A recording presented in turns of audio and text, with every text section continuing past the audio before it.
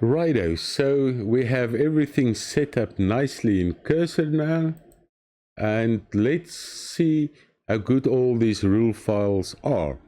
The rule files, in fact, everything that you have now in this rules directory, it's in this lesson plan as well. So you can copy paste them, create your library. All right, please create your library. You'll thank me later.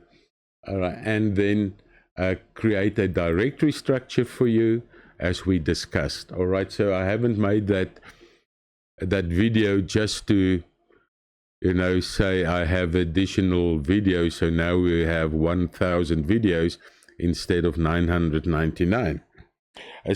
I did it for a reason. Okay, so let's start off by telling Cursor now. I want to start building the first feature for our coffee shop. It will be a graphical user interface. Ooh, wrong place. Let me just undo that whole thing, move it away. All right, I want to build the first feature in this project. It's a coffee shop, and we want to build the graphical user interface for it. All right, so according to the rules, it should understand we want to bootstrap, and it does. The rule works. All right, and what it will build out, but it must first ask me 3 questions in kebab style. What is kebab style? So if you're going to say my space library, for instance, kebab will mean you put a minus sign, a dash in the white spaces. For instance, my dash library or my dash cursor dash library. All right, that's what kebab means. It's like a skewer, and you have either meat in it or fruits in it or veg in it or whatever is your preferences. That is where kebab come from.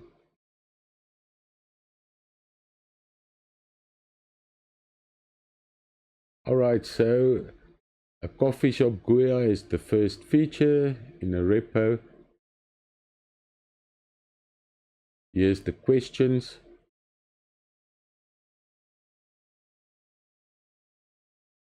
Let's see if it created an ADR. Coffee shop graphical user interface.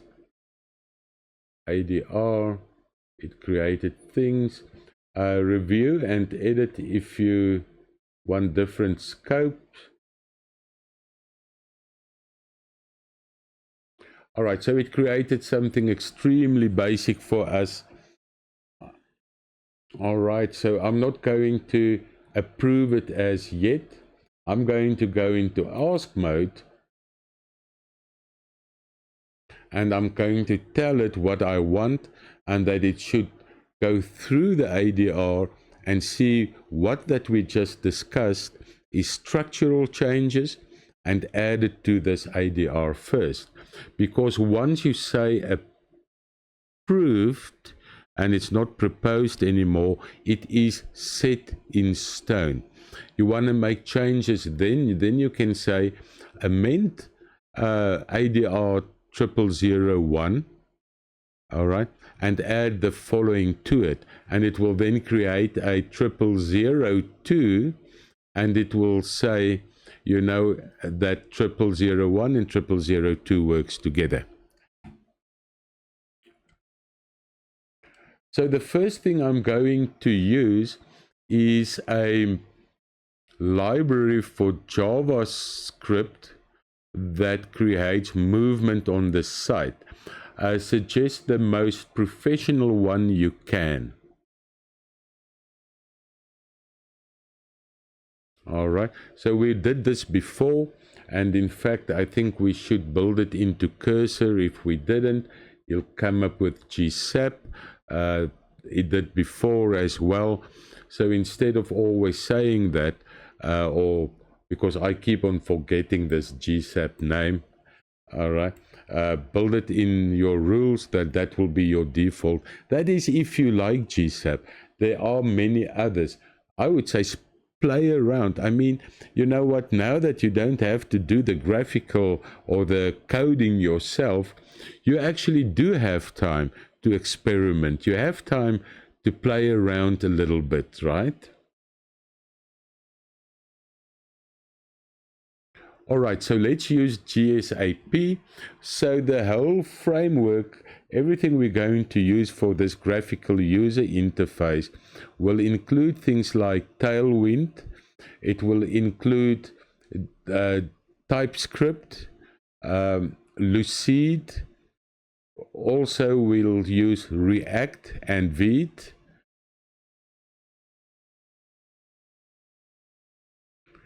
Always Superbase, and functions will live on Superbase. So we're not going to have the database functions running from our website. It will be part of the Superbase Edge functions.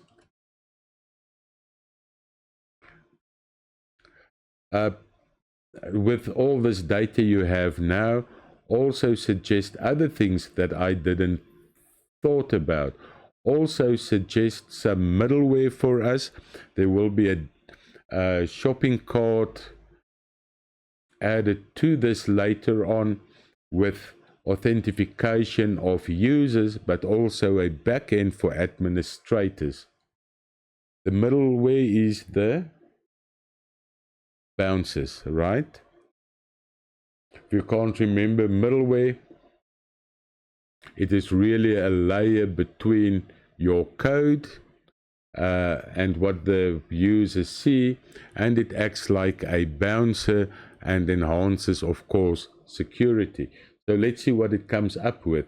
Here's a concise stack and short list of extra, including what middleware, your setup, icons, Lucid, Superbase.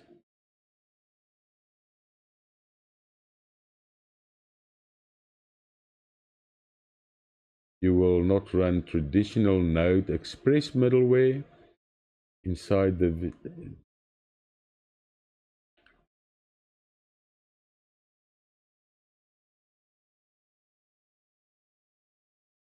okay, so it's going to use Superbase, client, routing guards. All right. Things worth adding that you did not list. 10-stack query, React query, caches, retries, loading, error states. Very cool.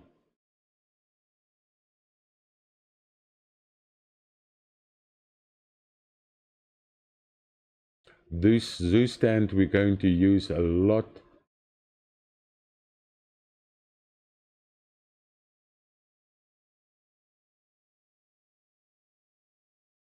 Testing libraries, motion and accessibility.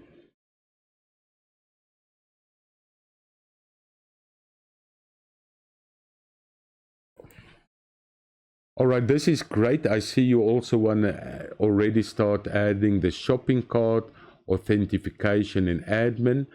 For now, please don't do that.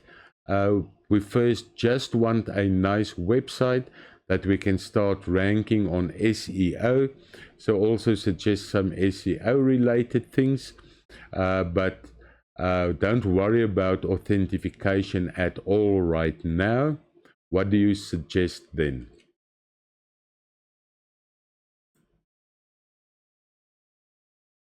So let it run through that quickly. I want to show you while it's running. Oh, it's running very fast. Okay.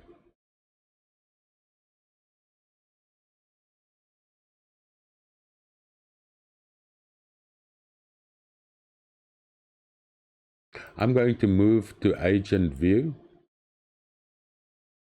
Do not build anything yet, as you know. According to the ADR policies, it's still in proposed mode. You cannot build anything, but please look through our discussion right now and add to our ADR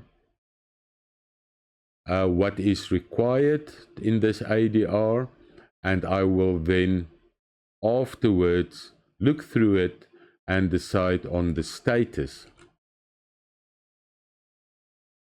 Make sure you don't say then afterwards I'll approve it, because if you're going to say that, it will probably assume that after it made the changes it can be seen as approved, and it will mark it as approved too, because it sounded like you said it must be approved, and it can thus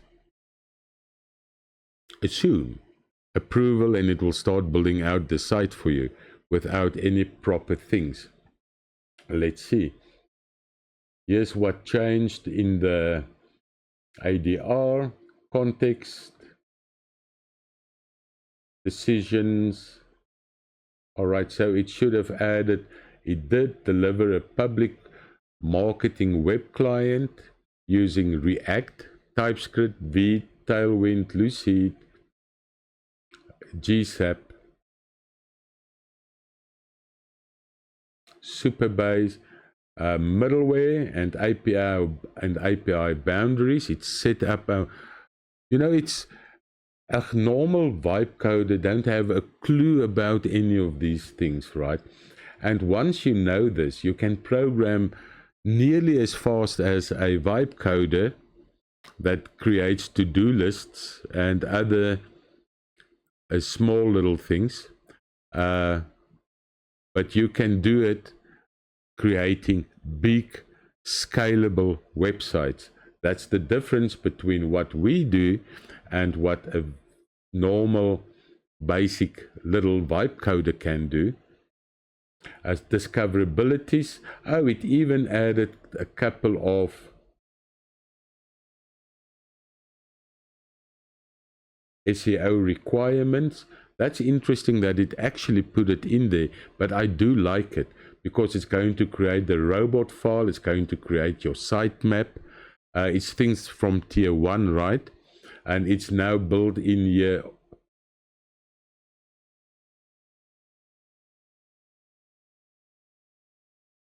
for us to use. All right, so I'm happy with it, but I'm still not going to approve this ADR. I'm going to now go to plan mode because we haven't told it. How should it look like? What is the branding on it? And I mean website. How many pages? What should be the pages? How should the menu look like? What colors should be used? What is the brand voice? All right, so this is what we're going to put in the plan. Now, let me tell you this. The brand voice, the menu items, this stuff is not part of an ADR, right? It is part of planning and what should be done. Only structure is in here, but there are still things here that might end up being part of the structure as we continue building out this plan. All right, I'm happy. Back to docs, SCR. It created the coffee shop graphical user interface. You'll see that it asked me only one question instead of 3. It's because when I started off, I said we want to build a shop, a feature called coffee shop. So it doesn't have to ask the question again, right? And I also described why. So it had that info. What it didn't have was is there any authentication and things like that. And that's why it only asked that one question. So we're going to go over to the branding side very quickly. I just want to show you what we did. And then we're going to plan this thing out and include with it our branding prompt or our branding outlay. I'll see you in the next video. Bye.